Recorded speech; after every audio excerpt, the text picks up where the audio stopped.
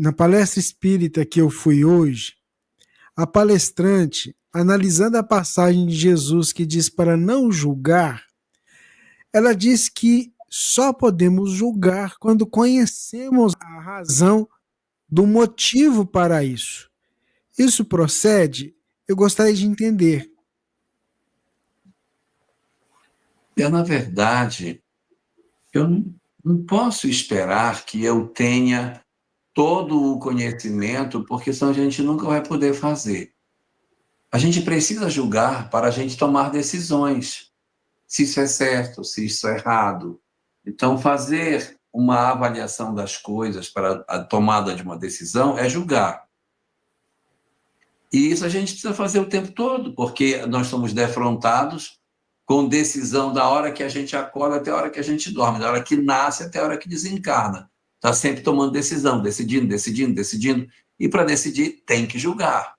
A questão é quando eu julgo o outro e estabeleço uma condenação, que é diferente de julgar, mas eu estabeleço uma condenação baseada nos meus preconceitos, na minha ótica equivocada, na minha visão míope das coisas. Então, diante do outro, a gente deve ter muita prudência quando estabelece algum tipo de juízo.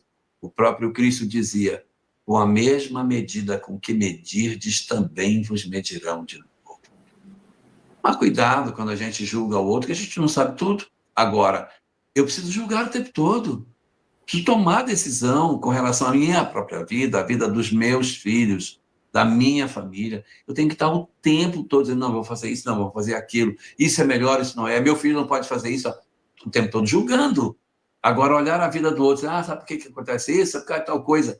Julgar a vida do outro, aí vem aquele modelo do Evangelho de João: atire a primeira pedra o que estiver isento de pecado. Ou seja, não é para a gente ficar medindo o outro, mas a gente precisa sim estar com a mente desperta, estabelecendo juízo a todo momento, mas que não seja para apreciar a condenação de outras pessoas que não nós, porque nós não temos governança sobre a vida do outro.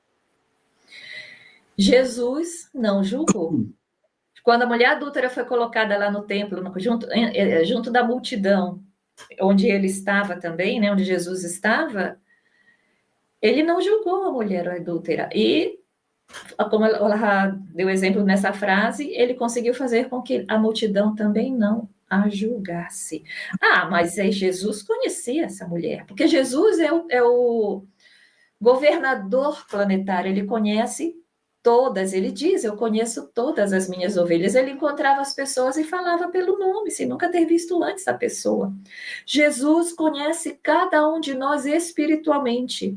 Ele tem a capacidade de perceber, conhecer toda a nossa história enquanto espírito milenar, ou seja, quando a mulher adúltera se ajoelhou desesperada, sabendo que ia morrer lá no meio da praça do templo ali, Jesus olhou para ela e viu todo o passado do hoje e todo o passado espiritual de trás, que fez com que ela hoje fosse a pessoa que ela é, que ela construiu com as experiências pregressas do ontem milenar, mas do ontem agora da encarnação dela também, que fez com que ela passasse por esse processo que levou ela até aquela praça, que ela fosse carimbada como a mulher adúltera, uma das mulheres sem nome do Evangelho. Ninguém via mais nada nela a não ser a mulher adúltera, mas Jesus via muita coisa, via muitos valores, muitas dificuldades, muitas fraquezas construídas. E quando a multidão foi embora, que Jesus disse: eu também não vou julgar você, vai e não volte a errar, não volte a pecar. João, o evangelista, foi até Jesus e disse: mas como, Jesus? A lei é clara, tem que apedrejar. E ele diz: João, você conhece a história dessa mulher? Você conhece os conflitos que ela traz da alma?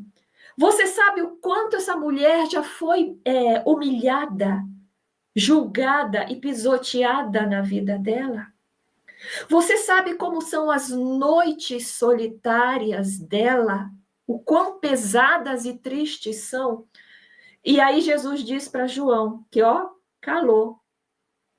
Não cabe a nós acrescentar àquela mulher mais dor do que a que ela mesma plantou para ela.